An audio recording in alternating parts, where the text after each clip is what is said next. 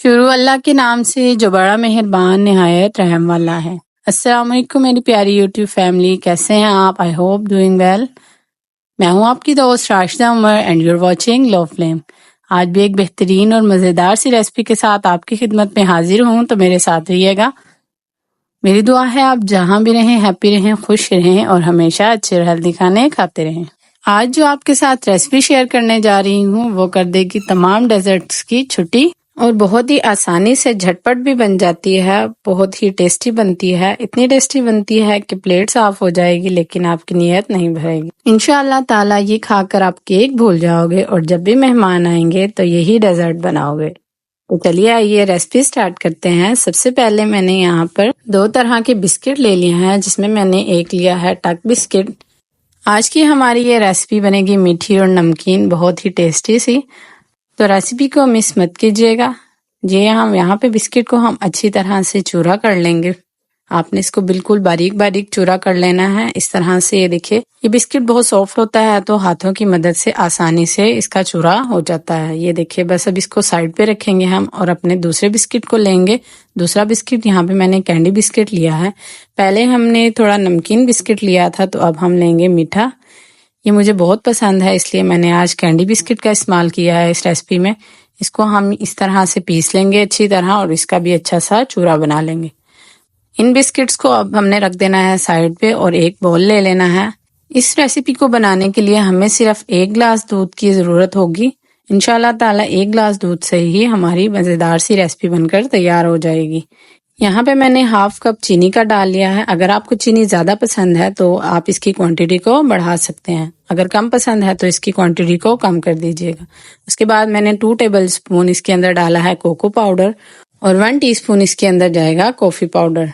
Coffee से इसका flavour और इनहेंस हो जाएगा। यहाँ पे मैंने कोल्ड कॉफी ली है। यहाँ पे सिर्फ 1 पिंच आपने सॉल्ट का डाल लेना है ताकि इसका फ्लेवर जो है बहुत अच्छा सा हो जाए। बस अब इस मिक्सचर को अच्छी तरह से हम कर लेंगे मिक्स।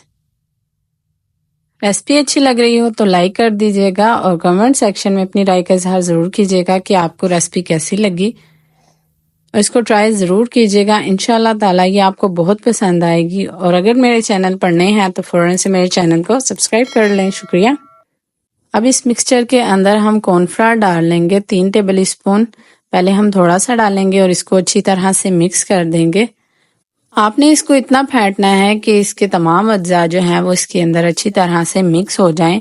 इसलिए हाफ कॉर्नफ्लावर हम पहले डालेंगे और हाफ कॉर्नफ्लावर जो है वो हम बाद में डालेंगे। ये देखिए अब जो बाकी बच गया था वो हमने डाल लिया है। इसको भी डालकर हम अच्छी तरह से इसको मिक्स कर लेंगे। आपने इसको अच्छे से फेंटना है। जी हाँ, यहाँ जो हमारा मिक्सचर है वो रेडी हो चुका है। अब इसको हमने एक सॉस पैन के अंदर शिफ्ट कर लेना है। ये एक हेल्दी और आसान सी रेसिपी है और घर में आराम से तैयार हो जाती है, तो इसको ट्राई जरूर कीजिएगा। इंशाल्लाह ताला ये आपको और आपके घर वालों को जरूर पसंद आएगी। जी हाँ, अब हमने पैन को चढ़ा दिया है चूल्हे पे। आपने इसको मीडियम फ्लेम पर पकाना है और हैंड बीटर आपने मुसलसल चलाते जाना है ताकि इसके अंदर लम्स वगैरह ना बने। जी हाँ, ये देखिए बैटर जो है वो गाढ़ा होना स्टार्ट हो गया है। बस आपने इसको इतना थिक कर लेना है। ये देखिए इसकी कंसिस्टेंसी। यहाँ पे मैंने ये वाला मोल्ड ले लिया है। अगर आपके पास ये मोल्ड नहीं मौजूद तो आप इस तरह का कोई भी बाउल यूज कर सकते हैं, लेकिन वो गोल होना चाहिए। ये देखिए नीचे से इसकी सरफेस भी सीधी होनी चाहिए मोल्ड की तरह। अब इस बैटर को हम इस मोल्ड के अंदर डाल लेंगे। आपने इसको सारा इसके अंदर डाल के अच्छी तरह से चारों तरफ फैला लेना है। ये देखिए आपने इसको गरम गरम ही डाल देना है, क्योंकि जब ये ठंडा होता है तो ये सेट होना स्टार्ट हो जाता है। इससे पहले कि ये सेट हो हम इसको मोल्ड के अंदर शिफ्ट कर देंगे।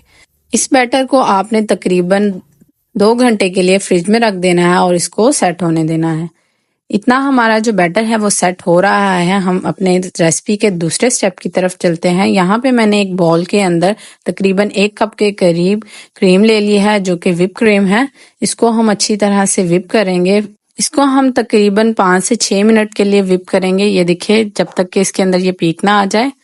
आप इसके लिए हैंड बीटर का भी इस्तेमाल कर सकते हैं, लेकिन उसके लिए आप इसकी टाइमिंग बढ़ा दीजिएगा। यहाँ पे मैंने व्हिप क्रीम के अंदर बिस्किट डाल लिया था थोड़ा सा। दोनों में से जो फ्लेवर आपको पसंद हो आप इसके अंदर डाल लीजिएगा। मैंने नमकीन वाला बिस्किट डाला है। बस अब हमारा जो बैटर था वो सेट हो चुका है। अब ये व्हिप क्रीम हम इस बैटर के ऊपर डाल देंगे और इसको अच्छी तरह से फैला देंगे। आपने व्हिप क्रीम को इसके अंदर डालना है और इसके चारों तरफ फैला देना है और अच्छी तरह से जो हमारा बैटर सेट हुआ हुआ है इसको व्हिप क्रीम से कवर कर देना है। पूरे मोल्ड के अंदर आपने व्हिप क्रीम को फैला देना है।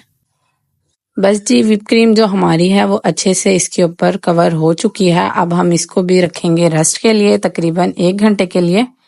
जी हाँ, हमारे बैटर को यहाँ 1 घंटा हो चुका है। बस अब हम करेंगे इसकी गार्निश। जो हमने बिस्किट का चूरा बनाकर रखा हुआ था उसको हम इसके ऊपर अच्छी तरह से गार्निश कर देंगे। गार्निश आप अपने मुताबिक कीजिएगा, जिस तरह की आपको पसंद हो। यहाँ पे मैंने सर्कल में की है, ये देखिए कितनी खूबसूरत लग रही है।